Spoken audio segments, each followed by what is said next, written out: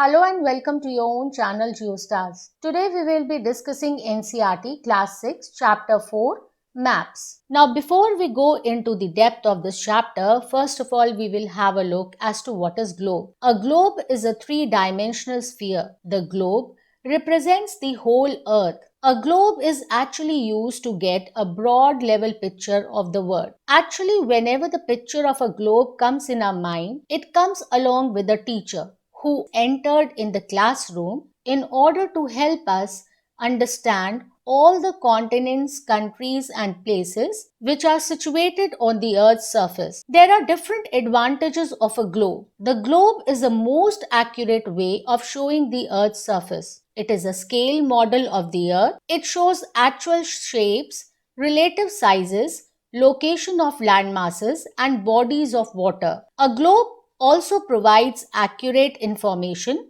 about distances and direction between 2 points. Now, the second one, which helps us to understand the entire Earth's surface, is the map. A map is a two-dimensional aspect. That means it tells about length and breadth. A map may represent the whole Earth or just a part of it. A map provides more specific information about different places if we compare it with a globe. There are different characteristics of a map.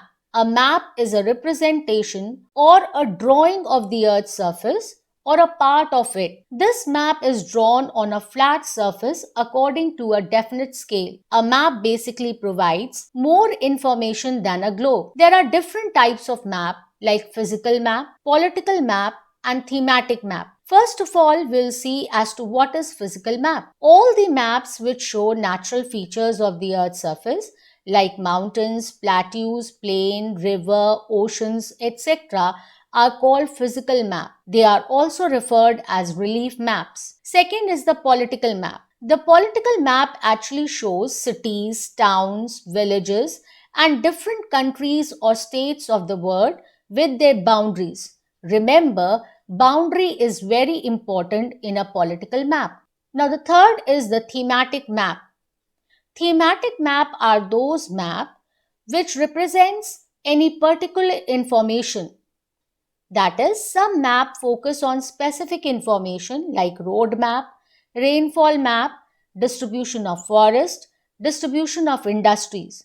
Such map are known as thematic maps. There is a suitable title according to the information which is being provided in these maps. Like here you can see two maps in the slide. First one is the world map and another is the India map. So the world map is showing injury mortality rate.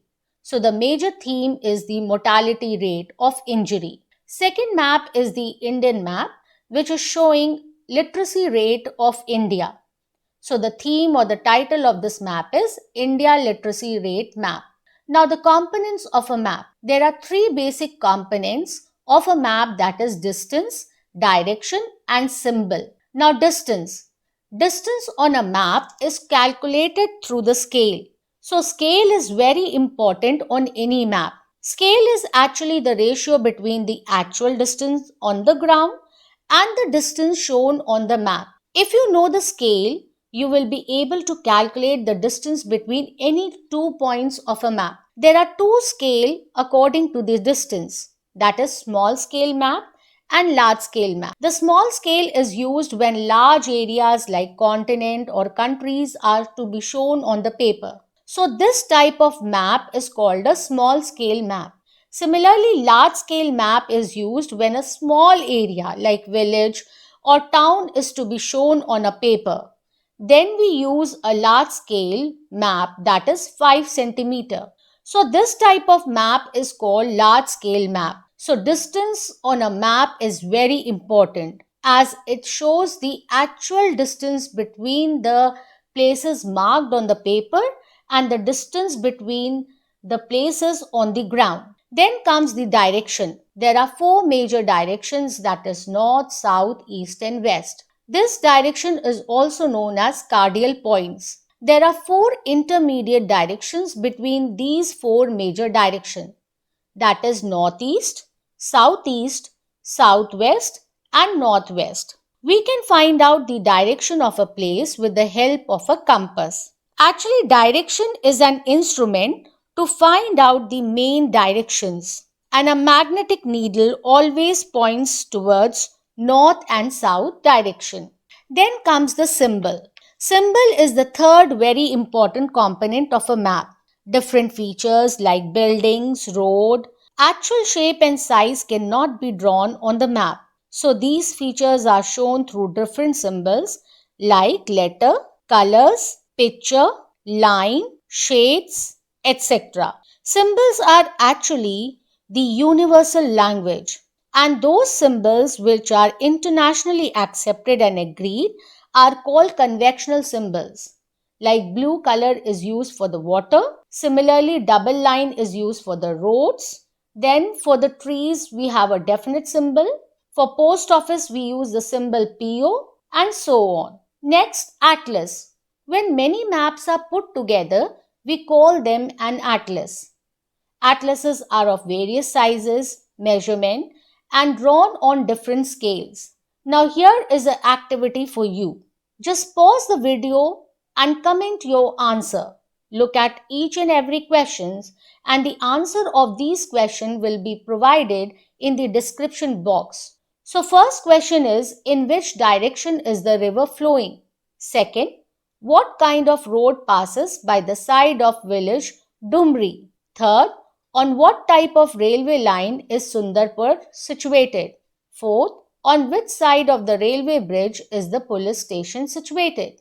And last question is, on which side of the railway line do you find Chhatri, church, pond, mosque, river, post and telegraph office, and graveyard? So, dear students, just pause the video and comment your answers in the comment box. And after that, you will find the answers in the description box. Then comes sketch. Now, before ending this today's lecture, we will have a look as to what is the difference between sketch and a plan.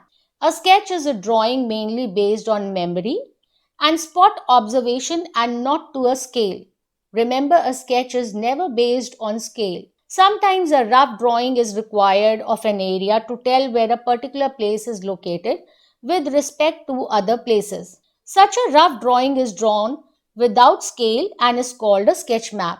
Like generally you see a sketch map on a card of a marriage. So here you can see a drawing which tells you the position of particular place, but it is not drawn on a scale. So it is called as a sketch map.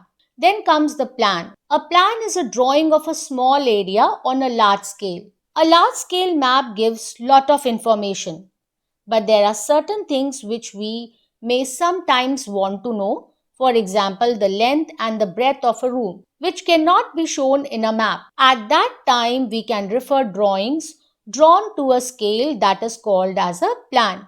So, a plan uses a scale, but there are drawings which will help us to know the length, breadth, and other properties of that particular area. So, with this, we have come to the end of today's chapter. Now, we will have a quick glimpse of today's chapter, that is globe, advantages of a globe, map, types of map, that is physical map, political map, and thematic map, three components of map, that is distance, direction, and symbol, activities related to map reading and interpretation, and lastly, the sketch and the plan. If you have liked the video, do press the like button.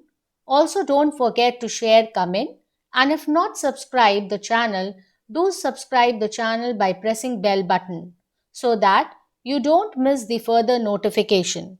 At the end, I would like to say that always be happy, because happiness is a choice, not a result. Nothing can make you happy until you choose to be happy. So stay safe, stay happy. Thanks for watching. Take care.